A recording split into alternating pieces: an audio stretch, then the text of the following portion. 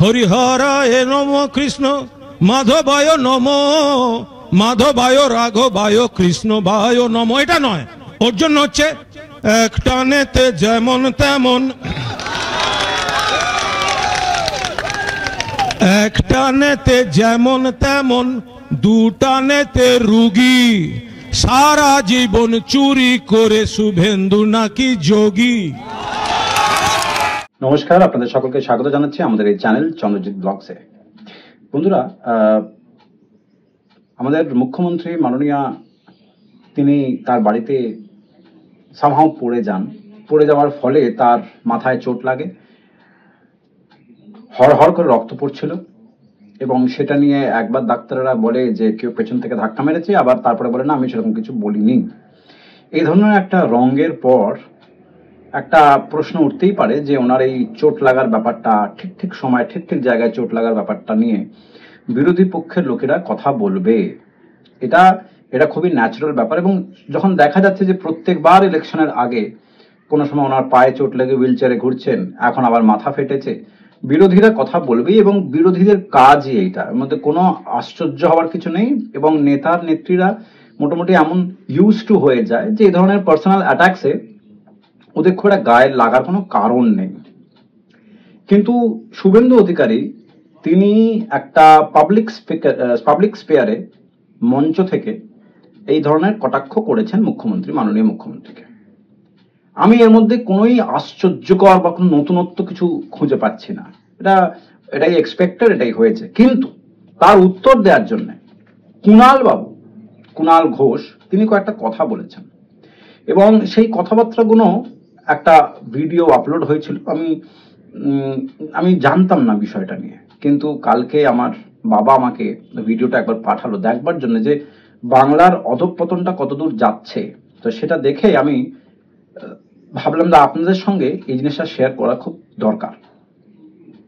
উনি বলছেন যে মঞ্চ থেকে যে অসভ্যতম বাজে ব্যবহার, ক্লেচ্ছা করা, নোংরা কথা বলা, ব্যঙ্গ করা, অভদ্র ব্যবহার করা, যেগুলো নাকি শুভেন্দুবাবু করেছেন, ওই একই জায়গায় তার আগের দিন সম্ভবত মাননীয় মুখ্যমন্ত্রীকে, একটি মহিলা মুখ্যমন্ত্রী, একমাত্র মহিলা মুখ্যমন্ত্রী আজকের তারিখে ভারতবর্ষে, তাকে নিয়ে তিনি পড়ে গেছেন, তার মাথা ফেটে গল গল করে রক্ত পড়ছে, তাকে নিয়ে এরকম করে ঠাট্টা করা। কিন্তু বন্ধুরা একটা কথা বলুন, যে ভদ্রতার কথা, সভ্যতার কথা কারা বলতে পারে? অন্ততপক্ষে কুণাল ঘোষ বলতে পারেন বলে তো আমাদের সম্ভবত কারোরই সেই বিশ্বাস নেই। দ্বিতীয় কথা, উনি একটা লোকের ভুল বা অভদ্র ব্যবহারটাকে বোঝানোর জন্য নিজে যে অঙ্গভঙ্গিগুলো করলেন এবং যে বক্তব্যগুলো রাখলেন, সেগুলো জাস্ট ভাবাই যায় না। একবার এই ছোট্ট বিষয়টা, একটা ছোট্ট ক্লিপ শুনে নিন, যেখানে উনি বলছেন যে মহিলাকে কেন্দ্র করে, একটি মহিলা, মাননীয় মুখ্যমন্ত্রী মহিলা, তাকে নিয়ে কতটা ব্যঙ্গ করেছে শুভেন্দু অধিকারী। শুভেন্দু কাল এখান থেকে অসভ্যের মতো অঙ্গভঙ্গি করে মমতা বন্দ্যোপাধ্যায়ের পড়ে যাওয়া নিয়ে নানা ধরনের ব্যঙ্গোক্তি করেছে, অসভ্যতা করেছে। ওরা মা বোনেদের সম্মান করতে পারে না। একজন মহিলা চোট পেয়েছেন, মাথা ফেটে রক্ত পড়ছে, বাংলার মুখ্যমন্ত্রী, দেশের একমাত্র মহিলা মুখ্যমন্ত্রী। আরে ভাই শুভেন্দু, তোমার যশস্বী প্রধানমন্ত্রীও আমাদের মুখ্যমন্ত্রী আরোগ্য কামনা করেছে। তুমি কোন লাট সাহেব যে এখানে দাঁড়িয়ে এই ধরনের অসভ্যতা করেছো? বন্ধুরা আপনারা শুনলেন। এবং এই মহিলাদের যন্ত্রণা কষ্ট নিয়ে এদের কিন্তু বুকে যন্ত্রণা হয় না যতক্ষণ ওরা তাদের দলের কেউ হয় না। সন্দেশখালিতে বছরের পর বছর ধরে যে অত্যাচারগুলো হয়েছে, যেখানে মহিলারা তাদের মান সম্মান সব জলাঞ্জলি দিয়ে যন্ত্রণা ভোগ করে গেছে বছরের পর বছর, এবং যে ঘটনাটা সামনে আসা সত্ত্বেও মাননীয় মুখ্যমন্ত্রী, মহিলা মাননীয় মুখ্যমন্ত্রী, তিনি কিন্তু একবারের জন্য যাননি। কিন্তু কুণাল বাবু বলছেন যে মহিলাকে অসম্মান করা হচ্ছে। তোমাদের কাছ থেকে শেখার তো আছে বলে তো মনে হয় না মহিলাদের কি করে সম্মান নিয়ে কথা বলতে। তোমাদের মুখ থেকে কি মানায় এই কথাগুলো? যারা গেল না তো দূরের কথা, এন্টায়ার ব্যাপারটা নাটক, মিথ্যে, এই কথাগুলো কুণাল ঘোষ বলেছেন। সবটাই নাকি নাটক এবং মিথ্যে কথা, কুণাল ঘোষ। দ্বিতীয় কথা, উনি বলছেন যে শুভেন্দু অধিকারীকে সময় আসবে যখন ওকে বিজেপি থেকে নাকি বার করে দেওয়া হবে, এটা ওনার নিজের কাল্পনিক গল্প, বার করে দেওয়া হবে এবং তারপরে তিনি করবেন কি, তিনি মমতা বন্দ্যোপাধ্যায়ের জুতো, চটি, হাওয়াই চপ্পল যা উনি পরেন সেগুলো নাকি পুছে পরিষ্কার করে পালিশ করে ক্ষমা চাইতে হবে। ওই মমতা ব্যানার্জি জুতো পালিশ করে, চটি পালিশ করে, ধুলো মুছে একদিন বলতে হবে তৃণমূলে ফেরত নাও আমাকে, বিজেপি আমাকে একটি পদাঘাত করে বিজেপি থেকে বার করে দিয়েছে। ওই মমতা বন্দ্যোপাধ্যায়ের হাওয়াই চত্বরে একদিন বলতে হবে যা করেছি পাপ করেছি, আমাকে দিদি, মাতৃসমা দিদি আপনি আমাকে ক্ষমা করে দিন। এই শুভেন্দুকে চন্দ্র সূর্য সাক্ষী রেখে আমরা বলছি। দেখুন, তিনি বলছেন এই মা মাটি মানুষের সরকার মহিলাদের জন্য প্রচুর কিছু করেছে, সেটাও আমরা দেখতেও পেয়েছি। আমাদের কামদুনি থেকে শুরু করে সন্দেশখালিতে আমরা সব জায়গাতেই দেখেছি যে কত মহিলাদের প্রচুর এরা কাজ করেছে। কেউ এটাও উনি বলতে বাদ রাখছেন না যে এই মহিলার, এই মাননীয় মুখ্যমন্ত্রীর হাত ধরেই কিন্তু শুভেন্দু অধিকারী এমএলএ এমপি হয়েছেন। তার এন্টায়ার গোষ্ঠী, ওনারা কথাটা উচ্চারণ করেছেন যে তার এন্টায়ার গোষ্ঠীতে সবাই যারা যারা হয়েছে, মন্ত্রী, এমপি, এমএলএ, সবই নাকি আমাদের মাননীয় মুখ্যমন্ত্রীর দয়ায় হয়েছে। শুভেন্দুদের পারিবারিক যে প্রতিষ্ঠা, শুভেন্দুর বাবা জীবনে একবার কেন্দ্রীয় মন্ত্রী হয়েছে 2009 সালে মমতাদির দয়ায়, শুভেন্দু এমপি হয়েছে মমতাদির দয়ায়, শুভেন্দুর ভাই এমপি হয়েছে মমতাদির দয়ায়, শুভেন্দুর আরেক ভাই চেয়ারম্যান হয়েছে মমতাদির দয়ায়, শুভেন্দু পরে মন্ত্রী হয়েছে মমতাদির দয়ায়। সরকারে এবং দলে সমস্ত রকম ক্ষমতা ভোগ করে গ্রেফতারি এড়াবার জন্য বিজেপিতে গিয়ে আজকে তুমি তৃণমূলকে খারাপ বলছো, দলকে খারাপ বলছো, নেতাদের বিরুদ্ধে বিষোদ্গার করছো। এমনকি মমতা বন্দ্যোপাধ্যায় পড়ে গিয়ে মাথা ফেটে রক্তপাত হচ্ছে, তুমি তখনও দাঁড়িয়ে অসভ্যতা করছো।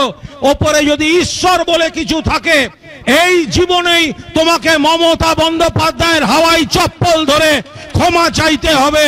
মমতা দি, আমি অন্যায় করেছি, আমাকে ক্ষমা করে দিন। মানে পাবলিকরাও ইম্পর্টেন্সটা, পাবলিকের যে সাধারণ মানুষের যে ইম্পর্টেন্সটা, সেটা কোনো ভ্যালু নেই। সবই মাননীয় মুখ্যমন্ত্রীর দয়ায় হয়েছে এবং সেটার জন্য তিনি একদিন ক্ষমা চাইতে বাধ্য হবেন, কিন্তু তিনি নাকি ক্ষমা পাবেন না। আমি বলি কুণাল বাবু, আপনার মতন লোক যারা মুখ্যমন্ত্রীকে চুরির দায়ে ধরা পড়ার পরে চোর বলেছিলেন, তাকে যদি ক্ষমা করে দিতে পারে তাহলে উনি সবাইকেই ক্ষমা করে দিতে পারবেন। যতক্ষণ আপনাকে দিয়ে ওনার চাল ভিজছে বা চিড়ে ভিজছে, ততক্ষণই আপনি ওখানে আছেন। 2 মিনিট লাগবে ভোল পাল্টাতে, আপনার চেহারা পাল্টে যাবে। সে তো আমরা সকলেই দেখেছি। আপনার সভাতে আপনার পেছনে কয়েকটা অনুগামীরা আছে, তাদেরকে আপনার বলা ছিল যখনই বলবো হাততালি বাজাবে, তারা হাততালিও বাজাচ্ছে। তারপর উনি বলছেন যে সিএএ তে শুভেন্দু অধিকারী নাকি বলেছে যে যারা যারা অবৈধভাবে দেশের মধ্যে আছে তাদেরকে পুশ ব্যাক করে দেওয়া হবে, খুবই স্বাভাবিক সেটা। কিন্তু উনি বলছেন যে অধিকারী প্রাইভেট লিমিটেডকে নাকি বাংলা পুশ ব্যাক করবে, একটা ভোট নাকি তিনি পাবেন না। বলেছে না সিএ তে যাদের নাকি নাগরিক হবে না ওদের পুশ ব্যাক করে দেবে। আমরা বলছি সারা বাংলায় কোনো পুশ ব্যাক হবে না, শুধু একটা অধিকারী প্রাইভেট লিমিটেডকে পুশ ব্যাক করে বঙ্গোপসাগরে ডোবাবো আমরা। পরিবারবাদ, বিজেপির মুখে পরিবারবাদ, গোটা গোষ্ঠীকে নিয়ে তৃণমূলে ছিল, আবার গোটা গোষ্ঠীকে নিয়ে বিজেপিতে গেছে। ওরে বিজেপি ভাই, তোরা দেখ, তোরা বোঝ, এই জালিমাল নিয়ে তোরা চলবি। কুণাল বাবু, উনি সেই লোক যিনি কিন্তু মাননীয় মুখ্যমন্ত্রীকেও ভোটে হারিয়েছেন, মানুষই কিন্তু সে বিচার করেছে। সুতরাং আপনার এই রঙ্গ তামাশা দিয়ে আপনার যে কোয়ালিটিটা, যে আমি কতটা নামতে পারি বা আমি কতটা নির্লজ্জ বা অর্বাচীনের মতন কথা বলতে পারি, সেটা আপনাকে দেখলে পরিষ্কার বোঝা যায়। আপনার কথা শুনে আমার হাসি পাচ্ছিল, প্রথম দিকে রাগ হচ্ছিল, তারপর হাসি পেল, তারপর মায়া হলো। তারপর আপনি বললেন এটা জালি মাল নাকি শুভেন্দু অধিকারী, এটা জালি মাল। এগুলো কিন্তু খুব ভদ্রতার কথা হচ্ছে বন্ধুরা, খুব ভদ্রতার কথা হচ্ছে। এগুলো জালি মালকে বা তৃণমূলের পচা কয়েকটা আলু, সেগুলোকে নাকি বিজেপি লুপে নিয়েছে নিজের বাটিতে। মমতাদির রান্নাঘরে 2-3টে পচা আলু বেরিয়েছিল, মমতাদি তাদের জানলা দিয়ে ফেলে দিয়েছে, আর ওপাশে বাটি হাতে অমিত শাহ, দিলীপ ঘোষ অধিকারী প্রাইভেট লিমিটেডের পচা আলুগুলোকে বিজেপির বাটিতে নিয়ে নিয়েছে। এতই পচা আলু না কুণাল বাবু, যে যার পেটে যায় তার কিন্তু ডিসেন্টারি হয়ে যায়। আর এখন সেই আলুটা আপনাদের নেত্রী এবং আপনাদের দল খেয়ে ফেলেছে। অতএব এখন প্রত্যেকটা লোকের ডিসেন্ট্রি, কেউ কেউ তো মাথা ঘুরে পড়েও যাচ্ছে, মাথা ফেটে যাচ্ছে, রক্ত বেরোচ্ছে, সবই ওই পচা আলু খাওয়ার জন্যই হয়তো হয়েছে। আপনি বলছেন যে ত্রিপল চোর, শ্মশান চোর, আপনারা কিসের চোর? আর আপনাদের চুরির কোনো শেষ আছে? আপনাদের চুরি ধরা এমন ভাবে পড়ছে যে প্রত্যেকটা মন্ত্রী আস্তে আস্তে করে জেলে চলে যাচ্ছে। চুরি চামারির কথা আপনাদের মুখে মানায়? আমি ধরে নিচ্ছি যে শুভেন্দু অধিকারীও নাকি চুরি করেছেন, তাকে টাকা নিতে দেখা গেছে, আমি ধরে নিচ্ছি অ্যালিগেশনটা প্রমাণ হবে, যদি প্রমাণিত হয় উনিও শাস্তি পাবেন। কিন্তু আপনার কাছ থেকে যে একটা চুরির দায়ে আসামি, যে জেল খাটা আসামি, তার কাছ থেকে কথাটা শুনতে হবে। আমাদের তো কোনো কিছু নেই, আমরা তো ইউটিউবে খবর বলি, আমাদের একটা পয়সা চুরি করার স্কোপও নেই। কিন্তু আপনার কাছ থেকে শুনতে হবে যে চুরি। তারপর আপনি কি করছেন? আপনি অনেক গান গাইছেন, গানের গলাটা আপনার ভালো, কিন্তু হাস্যকর লাগছিল আপনাকে দেখে। মানুষে মিম তৈরি করছে, এটা একটু বুঝুন। আর সামনে ইলেকশনে হারে হারে বুঝতেও হয়তো পারবেন। বন্ধুরা, আপনাদের এই কুণাল বাবুর এই রঙ্গ তামাশা কেমন লাগলো অবশ্যই ভাবে কিন্তু কমেন্ট সেকশনে জানাবেন। আর যদি নতুন এসে থাকেন তাহলে অবশ্যই ভাবে কিন্তু লাইক, শেয়ার এবং সাবস্ক্রাইব করতে ভুলবেন না। দেখা হচ্ছে একটা নতুন ভিডিওতে একটা অন্য ইস্যু নিয়ে। ভিডিওটাকে এখানে শেষ করছি। নমস্কার, জয় হিন্দ।